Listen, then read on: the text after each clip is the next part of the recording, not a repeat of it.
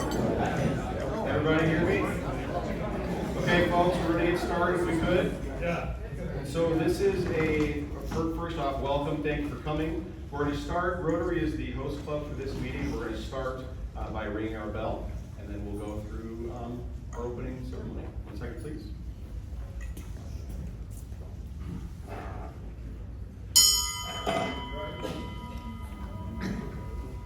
So if you would all please stand with me.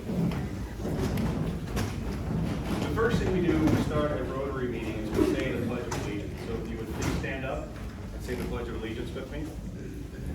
I pledge allegiance to the flag of the United States of America and to the republic for which it stands, one nation, under God, indivisible, with liberty and justice for all. Please stay standing. So next, what we do with Rotary is we do our four-way test. And our four-way test is on the wall right behind us over here, behind the senator. The big yellow banner. If you can see it, I also handed those cards out. They're also on your cards as well. So the first thing we do is recite the four-way test. So first, is it the truth? Is it fair to all concerned? Will it build goodwill and better friendships? And is it beneficial to all concerned? And next, we'll do a prayer. And Dave Spencer was nice enough to give me the Mount Marty prayer, and that's what I'll recite today. So please bow your head. Oh God, creator of all things and source of wisdom and knowledge, please send your Holy Spirit to guide our thoughts, words, and actions so that everything we do will begin with your inspiration and continue with your guidance and blessing. Help us to speak and act with integrity so that we may uphold the values of Mount Marty University. May we use our talents and our abilities in the best way possible so that you may be glorified and our neighbors served. We pray these things through Jesus, your Son, in the power of the Holy Spirit. Amen. Amen. And so again, I do want to thank, my name is Mike Villanueva. I am a firefighter by trade. I am a current city commissioner, and I professionally drive our kids' dad bus around to make sure kids get to soccer practice and all the things we have to go to. Again, I do thank you for being here, because at this very moment, my wife is giving a competing talk with me over at Avera for oncology. So again, thank you for coming to this talk. I appreciate that. So I do also want to thank some of the joint service clubs that are here with us today, and some other people. What we're trying to do every quarter is we're getting our service clubs together. The people that serve each other here in Yankton, those service clubs are important. And one of the things we know that is going to help us to survive and continue to grow is to get together and have these meetings where we bring more and more people together and hopefully join some of our service clubs. Because you can make an impact, and together, as we do this with these service clubs or join a service club, you can make a greater impact here in Yankton. We appreciate that. So again, I'm with Rotary, that we are the club that is going to be leading this meeting today, but we want to thank the Optimist, Sertoma, Lions, Yankton Thrive, of course the City of Yankton, Mount Marty University, Mayor Strong for being here, as well as, of course, the Senator Larry Pressler and his family, as well as Kevin Schieffer and his family as well. So thank you all for being here. We appreciate that.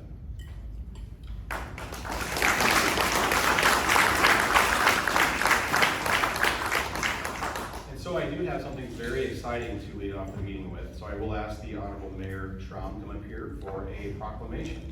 Mayor Schramm. Thank you, Mike.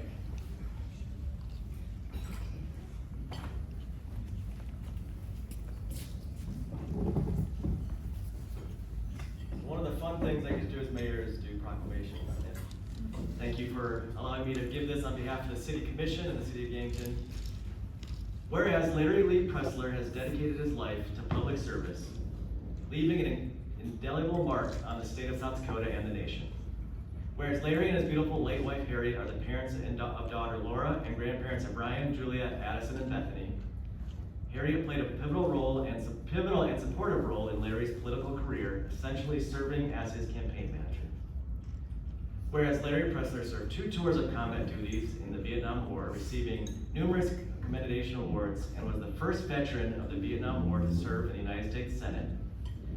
Whereas Larry Pressler served as a Republican in both the United States House of Representatives from 1975 to 79, and United States Senate from 1979 to 1997. Whereas during his tenure in Congress, Larry Pressler championed various causes, working tirelessly to improve the lives of South Dakotans and all Americans. His commitment extending beyond party lines as he consistently sought bipartisan solutions to address critical issues facing our nation. Whereas Larry Pressler secured funding for research and professional staffing at South Dakota colleges and played a key role in starting Lake Area Technical Institute in Watertown and enhancing programs at Mitchell Technical Institute.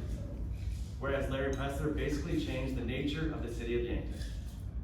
He was instrumental in securing federal funding in order to develop the city of Yankton's Riverside Park, an essential venue for Yankton's annual Riverboat Day celebration, and when Yankton College closed, he helped find a replacement, the Yankton Federal Prison Camp that has continued to operate since 1988. Now therefore, I, Mayor Mason Schramm, by virtue of the authority vested in me by the city of Yankton, do hereby proclaim October 24th, 2024 as Larry Pressler Day.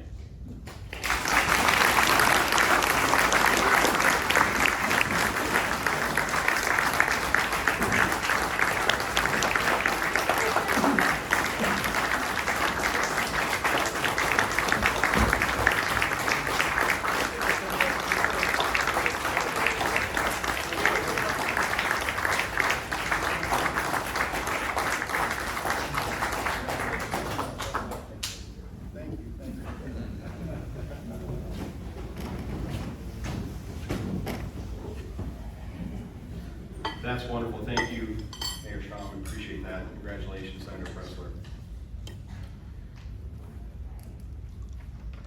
Okay, next we will have a few brief words by Senator Pressler, and I will, it's a long bio. It's an amazing history and quite a career. I'm going to read it. There's a lot here to read. It's wonderful. So, Senator Larry Pressler served in the U.S. Senate for 18 years, 3 terms. While in the U.S. Senate, he served as chairman of the Commerce, Science, and Transportation Committees. He was also an active member of Foreign Relations Committee. He was the first Vietnam veteran elected to the U.S. Senate. He was also the principal author of the Telecommunications Act of 1996. He was also author of the Pressler Amendment, which limited foreign countries from using the USA to develop nuclear weaponry. Prior to his election to the U.S. Senate, Larry Pressler served 2 terms as a member of the U.S. House of Representatives from 1975 to 79. He was a principal co-author of the Vocational Technical Educational Act of 1976. Senator Pressler is an attorney at law, is an active member of the New York, Washington, D.C., and United States Supreme Court bars. He is a graduate of the Harvard Law School, class of 1971, and previously was a Rhodes Scholar at Oxford University in 1964. He was an announced candidate for the presidency in 1980 and drew national fame and praise for flatly turning down a bribe on tape in the Absem scandal. In 2014-2015, Senator Pressler was a member of the Military Compensation and Retirement Modernization Commission. He is also on the Jericho's Project Veteran Homeless Advisory Council in New York City, which he has recently opened 2 homeless facilities for veterans. Senator Pressler was a member of the board of directors of the Philadelphia Stock Exchange until the NASDAQ purchased it from 2000 to 2006.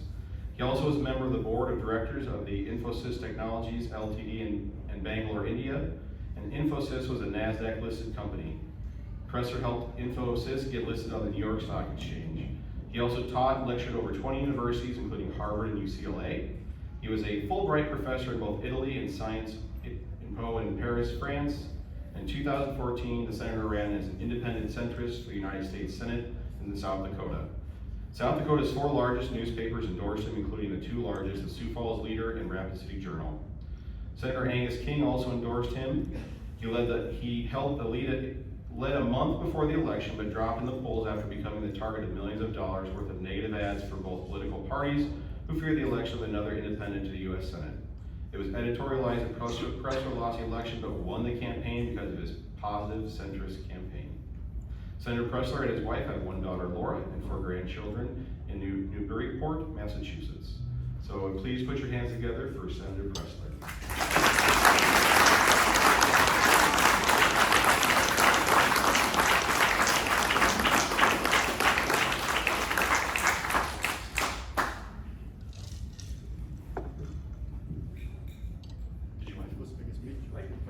I'll come to you.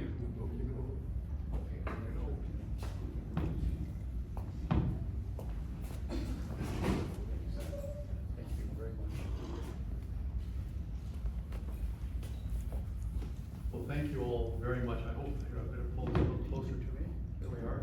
Problem with the microphones is you're kind of halfway tall. You can never really get down into them. So, thank you all. I think I know every person in this room, and I thank you from the bottom of my heart for being here. And it brings back so many memories to see so many of these faces, from Ken Jones, who used to greet me with a smile every time I came, and he still does. I thank him very, very much for that.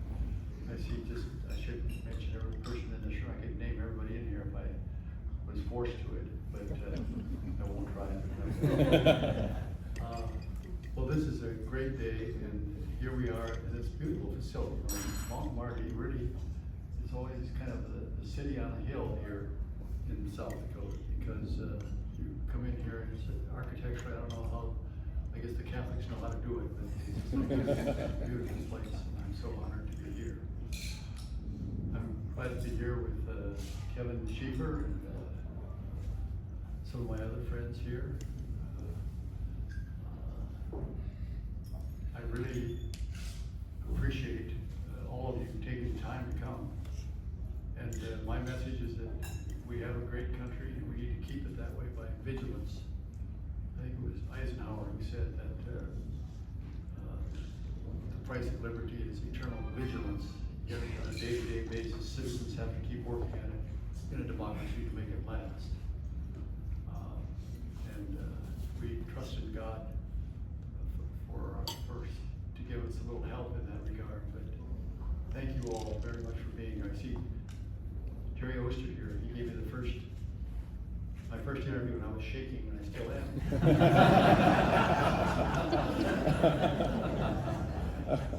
He's a formidable questioner. But every person in this room I could give a personal anecdote about. And just very moved to be here. Very grateful that you all would come on. I was supposed to say something very thoughtful, but I think your presence here makes it thoughtful. And thank you very much.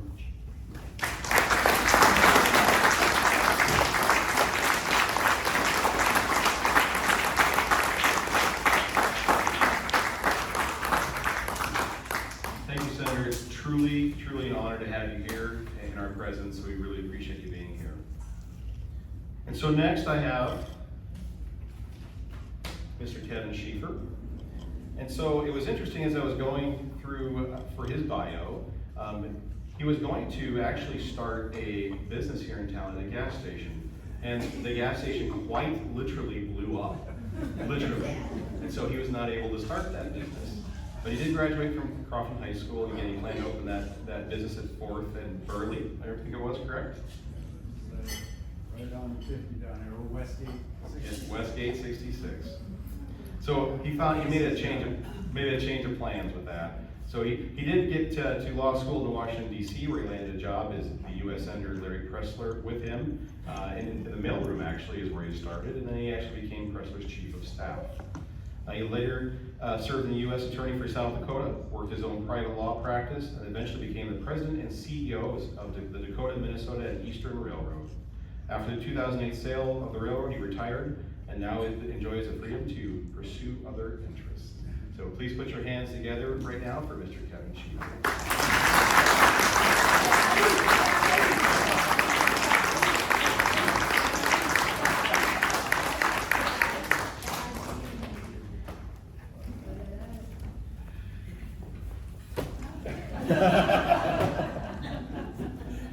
Thank you, Mike. Mr. Mayor, the council, and all the guests who came out today, thank you very much. It's very heartwarming to see this full room, and a special thanks to my family. I'm the 9th of 12. I like to start every speech with that because it kind of sets the tone. The other 10 are over there. Thank you all for coming. I love you very much. To my own special nuclear family, Annabelle and Alexander, Brooke and Lane, thank you for being here to cheer Larry talk about that a little bit. I was asked specifically by Mike to address the history involved behind the Riverside Park development and the Yankton prison camp, which we're here today to talk about. And wanted to do that in the context of the theme of his talk here today, which is leadership in government, and talk about some of those things that I learned from this man who's being honored today, who I had the good fortune to stumble into 43 years ago. I can't believe that. But in preparing for this,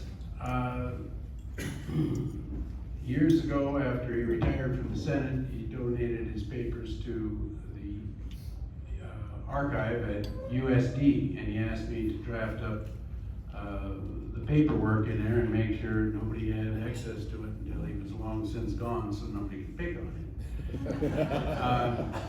Which I did, but dutifully, like any good staffer, put in a provision there where, except I had access to it. So I used that privilege for the first time after Mike asked me to speak here, and I went down to USD, and I dug through the archives and found 40-year-old files, one on the Yankton Park and the other on the Yankton prison. This was more of a political deal, as you can see, because it wasn't that much paperwork. This was more of a shoe leather deal, because that took a lot of work. But this one's a little more fun to talk about and what might interest you. And I thought it would be good to give you a background of that. Might develop an appreciation next time you're down at the park and you think about some of the history behind that. I was showing this to Ken earlier because it was quite a coincidence. On the very cover, this is a 40-year-old document, almost. 37 years, something like that. And on the cover, there was, every once in a while, I had to make a quick note, and there wasn't a paper, so I write on the file folder. And right there's Ken Jones's name on the front of the cover. He was always a man of action.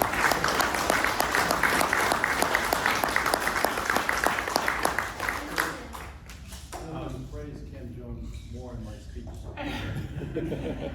You will speak again, boss.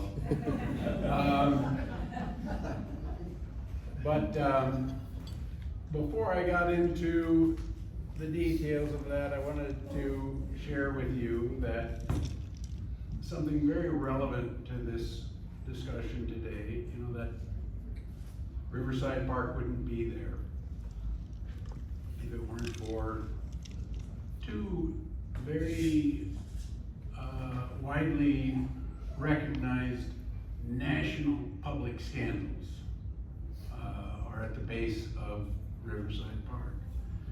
And one of them is going to be aired and discussed at some length next year, early next year on CNN. Jake Tapper has started a program that talks about what is it? American Scandal, I think is the title of it, and he's going to start that. And one of the first programs, I think they said maybe in February, but sometime early next year, it will air. And one of the stars of that is Senator Larry Pressler.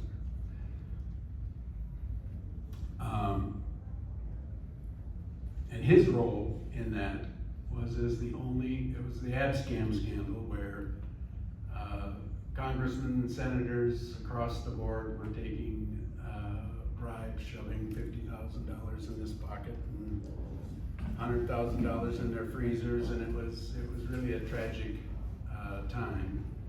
And Senator Pressler was one of those who had turned down the bribe. And they had hearings about it because one of the big issues is why were you offering bribes to congressmen in the first place? They said, well, we really weren't offering them. They just sort of came out of the woodwork. And then they used Senator Pressler as an example of, well, why did you offer it to him? So they had a hearing about this. And this was in 1982, and that hearing started about 2 weeks after I started opening mail in his office, which was quite by accident. And he was a little concerned why in the world they made these offers to him. And he wasn't sure why. And neither was the rest of his staff. And in those days, you didn't have cameras, you didn't have microphones at Senate hearings. We didn't have to worry about the Jerry Osters of the world listening in. So the only way you could tell what was going on at a Senate hearing is either wait until the report came out, the transcript came out weeks later, or have somebody there in person. And someone in Senator Pressler's staff, I hadn't spent any FaceTime with him up to this point. I'd only been opening mail for a week or 10 days. Came up to me and asked me to go down and listen in on these hearings, and they gave me a pass. And I thought, why on earth am I getting this assignment? Opening mail, and they don't know me from Adam because I quite stumbled into that job by accident, which is another story. And suddenly it occurred to me they didn't want anybody to know anybody from Pressler's office was listening or that they were worried. And I was the only one nobody knew. So I'm down there dutifully taking notes about this hearing. And as that hearing unfolded, that was really my first education in political leadership, political ethics. It was moving for me. Still is a little bit, I guess. As a young staffer listening to this, and they targeted, at the end of the day, they targeted him because he had just run a campaign. They had these reports that they put out about the wealth of senators. He was the poorest senator in the United States Senate, and he had a campaign debt of about $400,000. And they had a sting operation set up with somebody that they thought would take it, and he had to cancel because of some other event. He didn't know it was going to be a sting operation, obviously, but the other one canceled, and they went and looked in this book, and they found the poorest guy, deepest in debt. So this, of course, he's going to take it, and that's why they targeted him. And through the course of those hearings, they played the tape, and I watched it from beginning to end, and them bumbling, trying to make a bribe offer, and him kind of bumbling, explaining to them, he's just like, you poor guys, you don't understand how it works here. So he's giving them kind of a civics lecture that it would be bad to do this, a bad thing.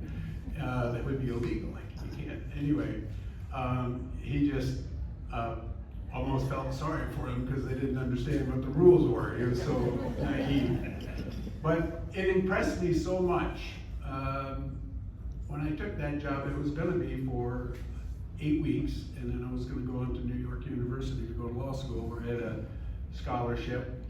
And that moment, I fell in love with Washington and was inspired, and that's why I stayed there at the end of the summer. Ended up going to a different law school at night while I was working for that guy during the day. And so if that wouldn't have happened, I'm quite sure I would have gone on to NYU and would be in some boring law office in New York City today. So kind of glad that worked out the way it did. But that was an example of leadership.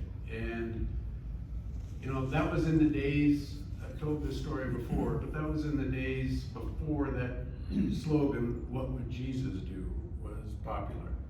So I used to ask, what would Pressler do? Myself when I get in these situations. And then afterward, when the what would Jesus do thing became popular, he really couldn't tell the difference. But it was seriously a pole star that I used throughout my career, whether it was in government or private practice or railroading or anything else, and it's served me well. So that was an important part of it. And the other one I'll talk about in a little bit. But be on the lookout for American Scandal next year. But it's a great honor for me to be here today to speak about Senator Pressler and to talk specifically about his role in Yankton, which was, I think, a favorite community to him before I showed up, but I tried to make sure to keep it on his radar. We had two projects back in the 87, they both started, I think, in 86 and 87, and the first was the Riverside Park project. And I had tried to recreate how that started. I think it was a call from the city manager, or someone introduced me to the city manager at the time, who was Bill Ross.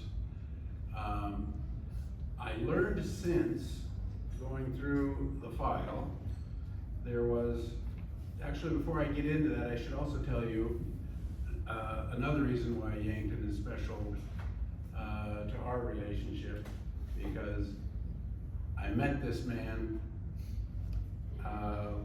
for the very first time 43 years ago in Yankton, South Dakota. And I did so because I was just starting the university at Vermillion.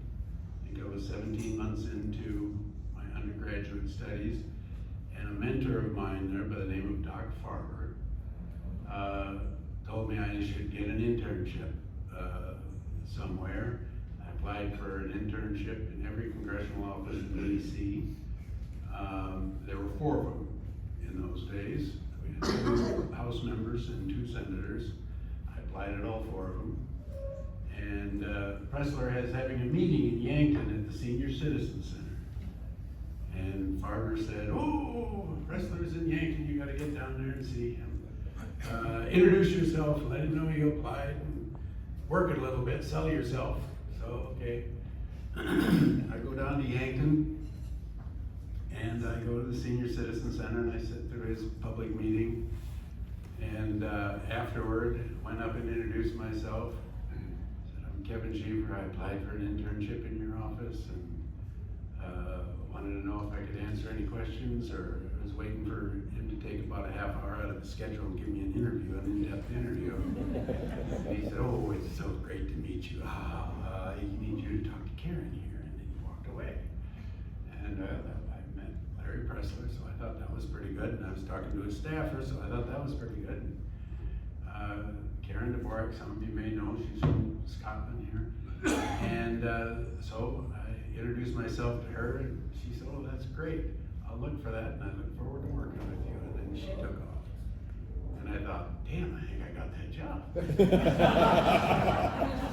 It was easier than I thought. And I walked out of the Senior Citizen Center feeling pretty happy. And I saw Senator Pressler getting in a car. He'd been picked up by Chuck Light, who was a businessman in town here, who I happen to know because I serviced his car at Paul's Mobile. I worked at Paul's Mobile at the corner of 8th and Summit here for quite a few years. Right before I tried to buy that gas station that blew up. And so I recognized him, waved, and went on my way, went back and started my studies. And a couple months went by, and the announcement came out that the interns were hired. And Clint Roberts, no, didn't get that one. Tom Daschle, I think, no, didn't get that one. Jim Abner, no, didn't get that one. Larry Pressler, somebody named Light got that one. well, Farber was right, but somebody was better at it than I was. Anyway, my first meeting with him was Yankton, South Dakota, and it failed utterly. I did not get an internship, much less a job. And flash forward years, a couple years later, I was doing an unpaid internship in DC, and I had to get a second job that paid something, and started working at a gas station, and Farber chewed me out and told me I needed to get up to Capitol Hill and get a job, and I walked into his office, and the mail clerk had quit the day before, so I was opening mail, and about 15 minutes after I walked in there, and I don't think I met anybody of any kind. They just needed somebody to open the mail, and I didn't have to sell anything. I could open up envelopes. And that's how I got started in Larry Pressler's office. But I met him in Yankton, South Dakota for the first time.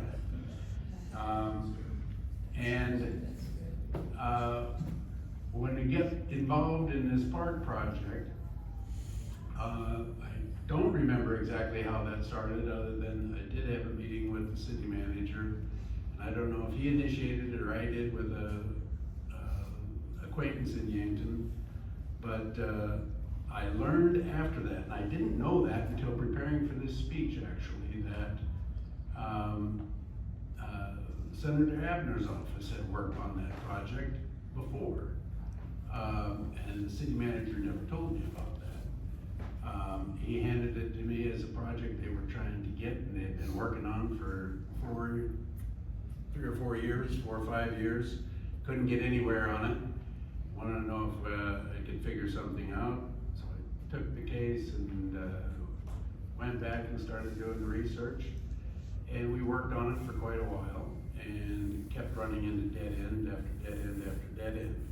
But the big motivating factor of that, besides the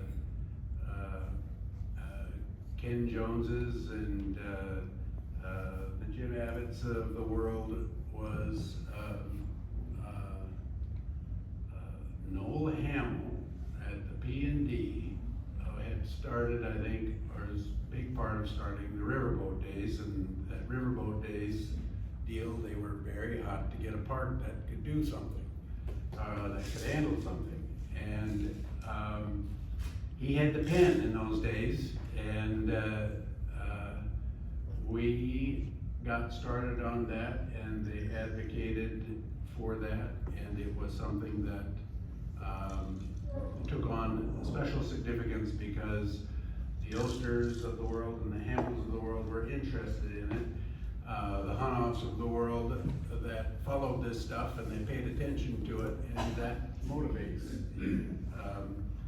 And so we pursued that pretty heavily, but got absolutely nowhere on it. And there were a couple of issues environmentally, the least turn and the piping plovers, everybody's heard about them ad nauseum here. They were a big part of the issue. Funding was a big part of the issue. You had all these things going on.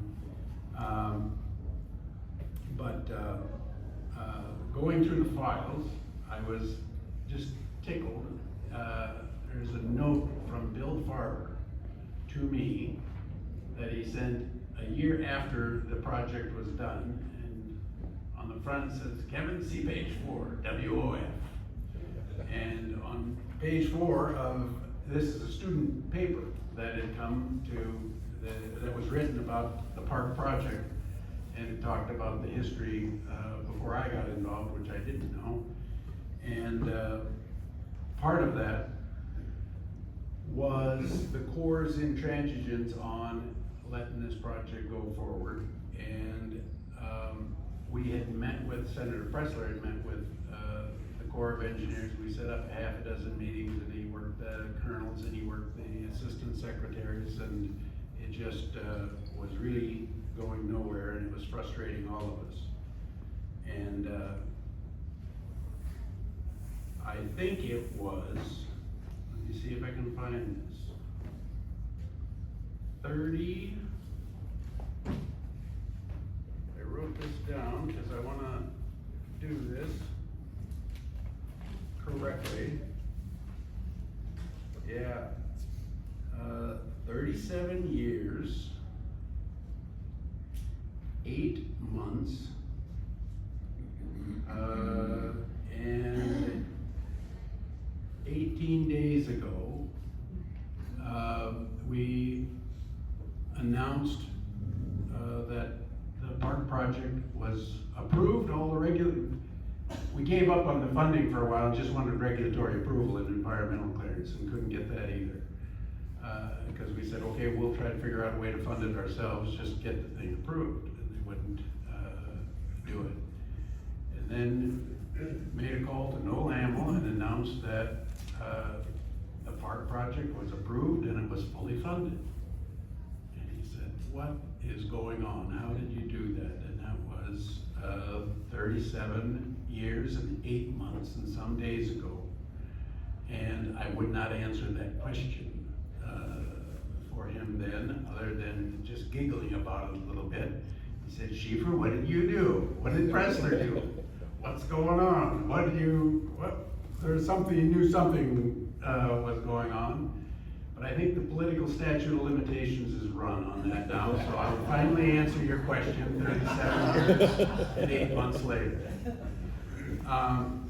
And to do that, I found in the file a document that I handed to Senator Larry Pressler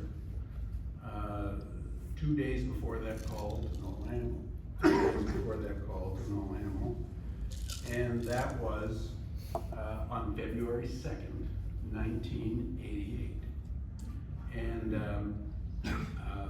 the document was a script for the senator, which we did in those days, to make a phone call, a high-level phone call. And this is the second scandal of that I said required. The first one was Abscam, and this was the second scandal, if you remember, the Iran-Contra affair.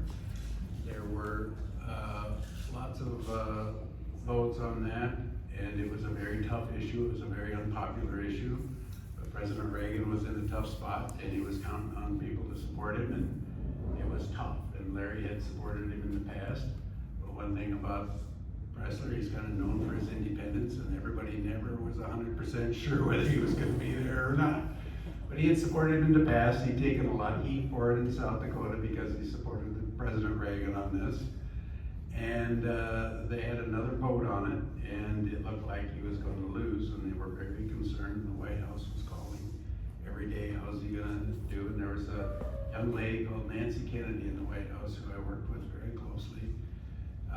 She was in charge of getting votes and lining them up and making sure it was secure. And it just happened that she had called when I was in the middle of reading another response letter from the Corps of Engineers about why they couldn't do this, and it happened to be on top of mind. She said, and how's it going? And I said, well, I can't. Senator Pressler was very adamant about his votes. You can never speak for his vote. He's the only one that, so I was never authorized to say he'll vote this way or that way. But said he's been there before, I expect he'll be there again. And she said, well, is there anything I can do for you? And I had just finished that file and I said, you know what?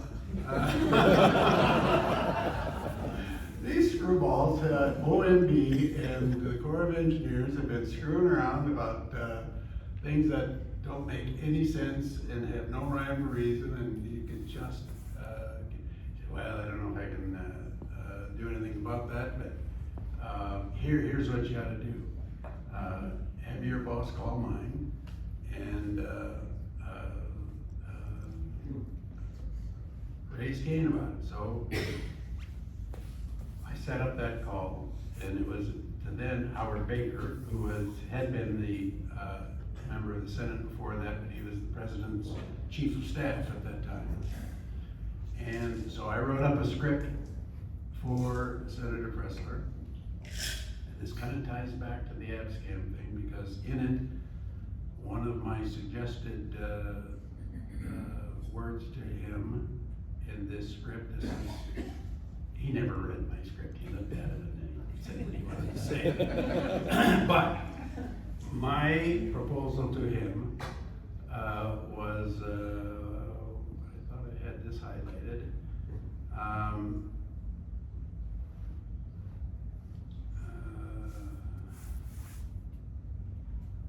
supported the president over 40 times on this thing, and frankly, I'm looking for some support from you on a tiny but important project in my state.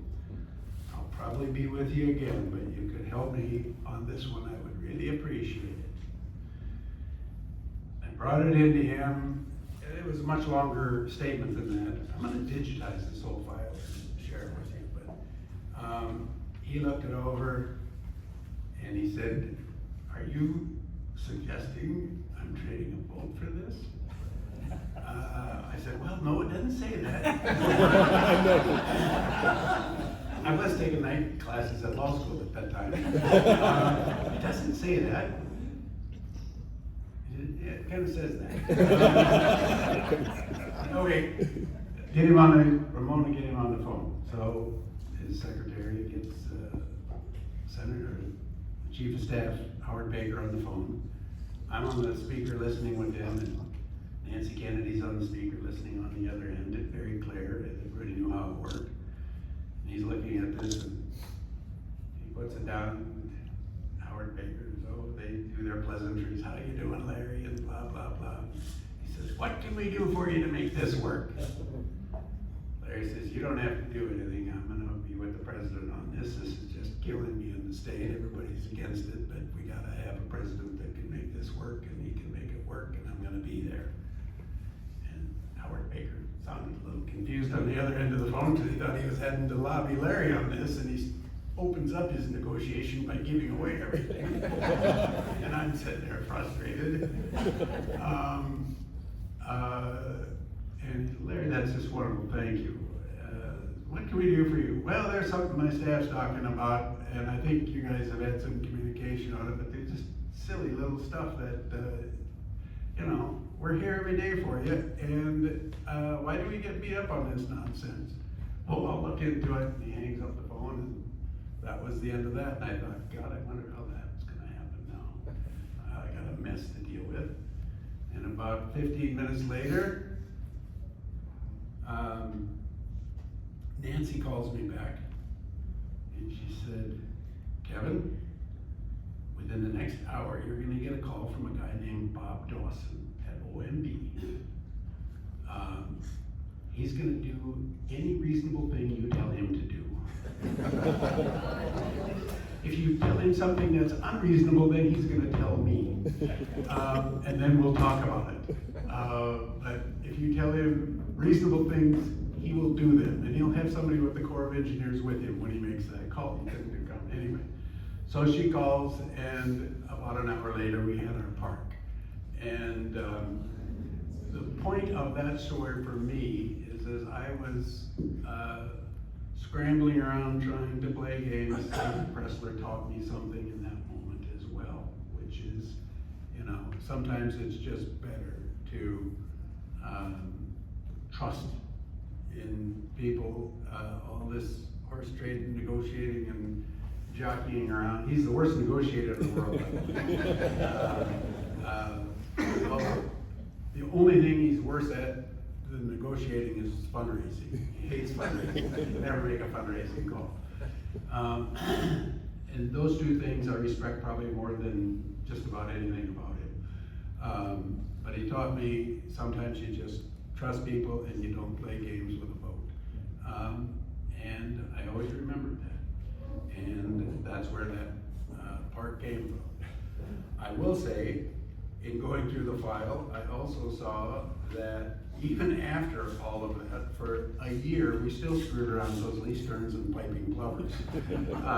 So it took, the funding was there right away, but it took a while for it to get everything resolved, but it went through the process and it worked out very well, and we have a beautiful park today.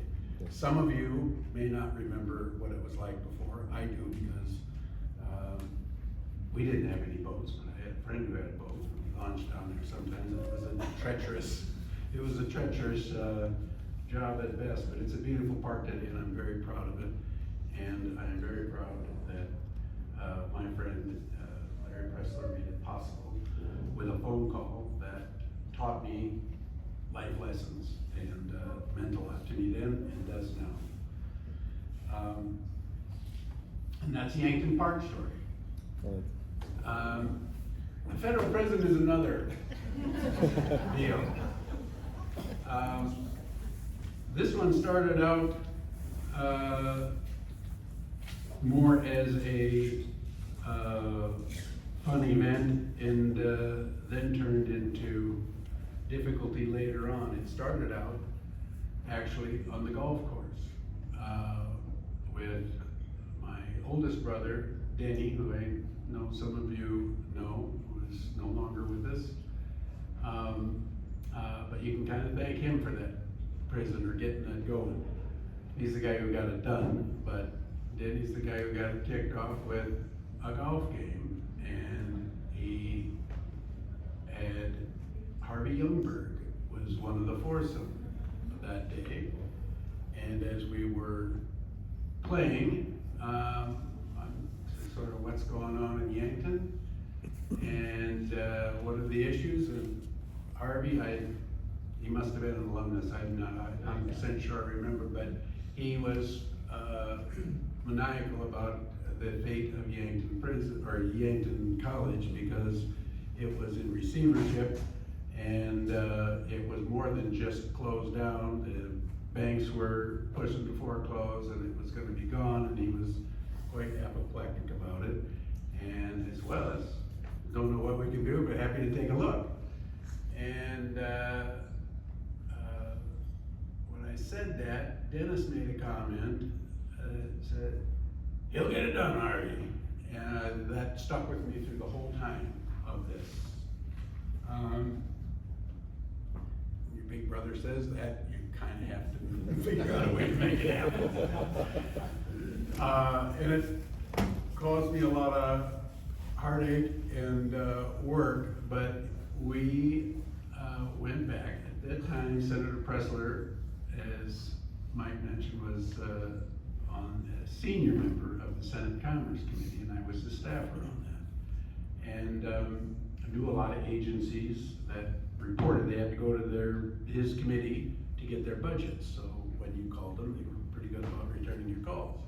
And I thought, this is gonna be a walk in the park. Somebody's gonna take this over and we'll turn it into maybe like an Aeros data center, or maybe a NASA field office, or I had all these ideas. The transportation department would come out here and have a field office. Something was gonna work.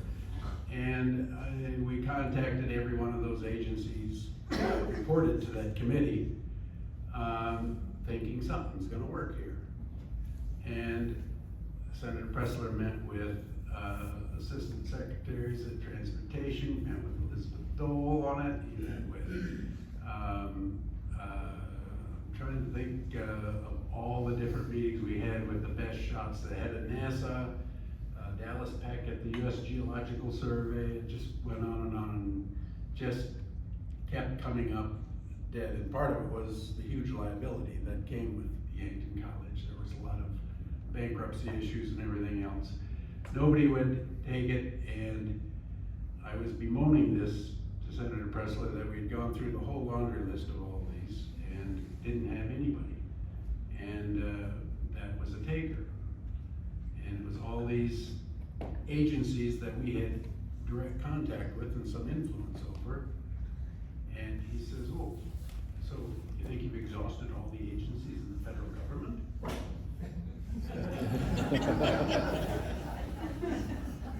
And he loved to needle me that way, and he still does to this day.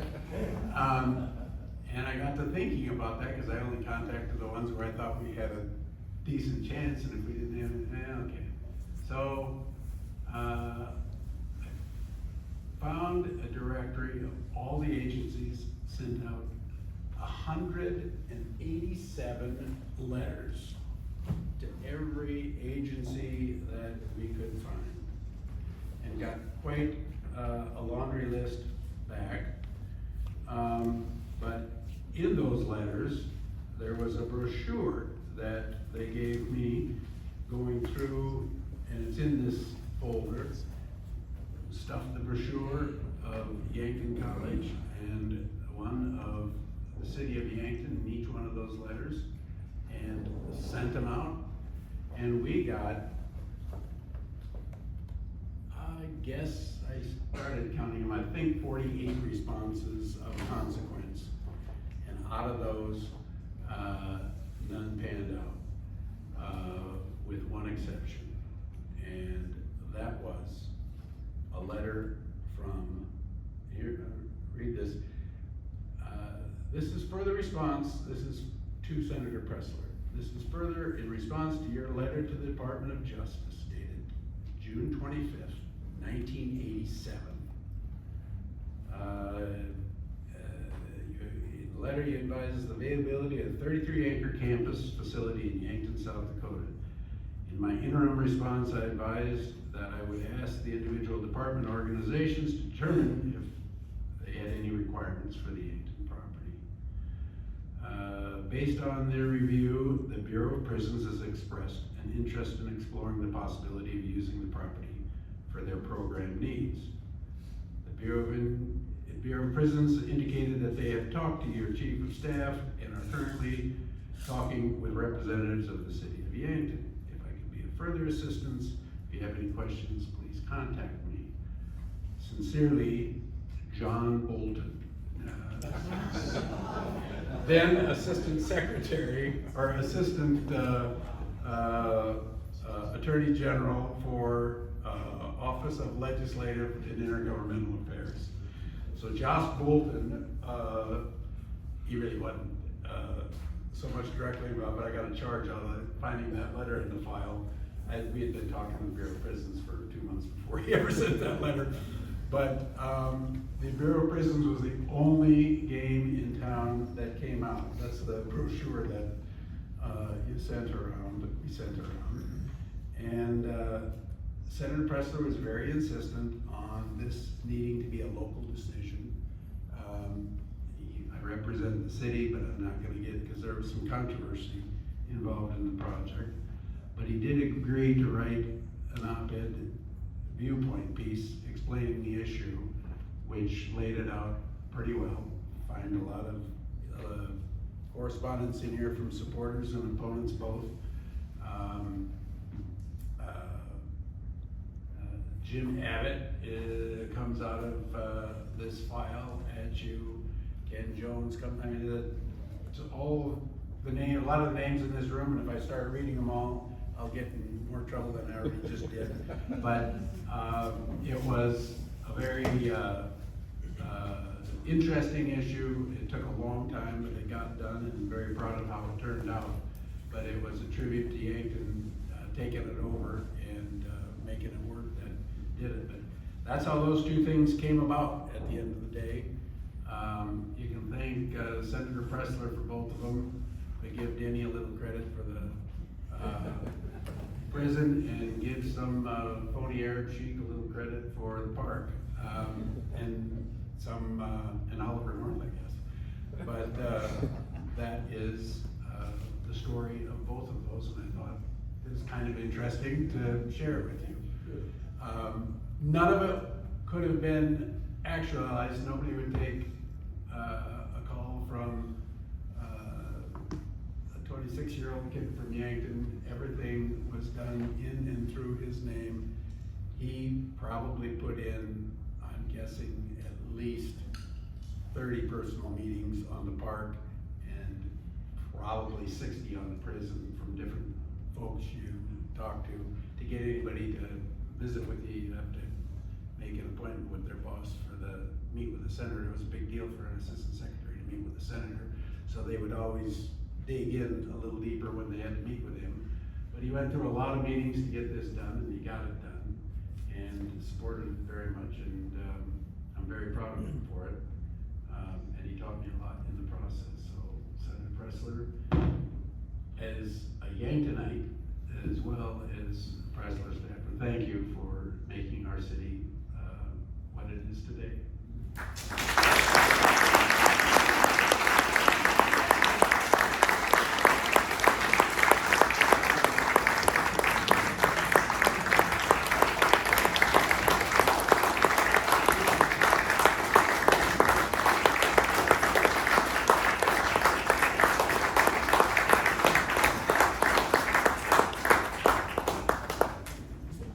had a meeting about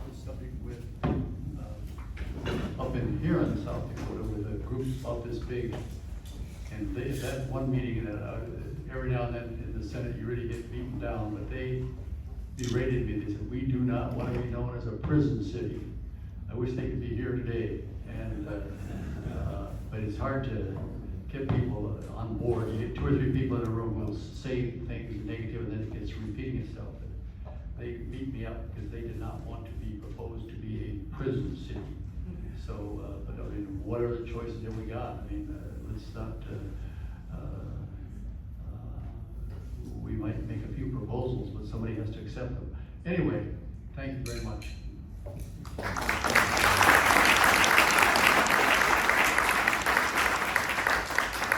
Thank you, Senator. Thank you, Kevin. So on your table, I actually printed this off and I laminated it. I like to, me being me, I like to send quotes out to people when I see things that strike me or that speak to my heart. I like to send things out, and I printed it off and laid it on your table. And so one of the things that I think your vision is amazing, but I also think when we work together, when we truly work together, in service clubs or just as a community, we truly raise our community and we're better for it. And so I'd like to read this to you, if I may. So the title of this on your table is We Are Here Together. And it's, I am no better or worse than anyone else. I am on a unique journey. Yet though I see our differences, it's still true that we are more alike than we are unalike.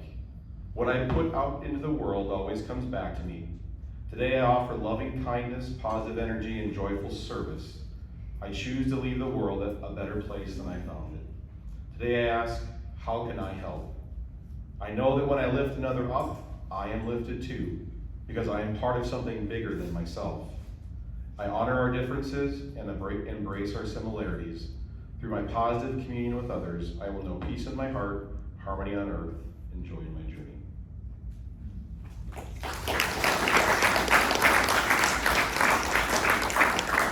And with that, again, I'd like to say thank you all for coming today. Thank you for our special guests, and that will end our meeting. And the last thing we do when we end our meeting in Rotary is we ring our Rotary bell.